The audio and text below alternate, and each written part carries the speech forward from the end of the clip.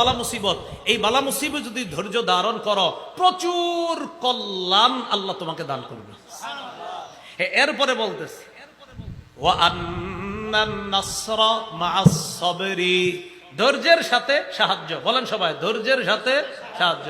বলেন ধৈর্যের সাথে। কি সুন্দর নবীর কথা। পরে কি করে দেখেন, ওয়া আন্নাল ফারাজা মা'আল কারবি, ওয়া আন্নাল ফারাজা মা'আল কারবি।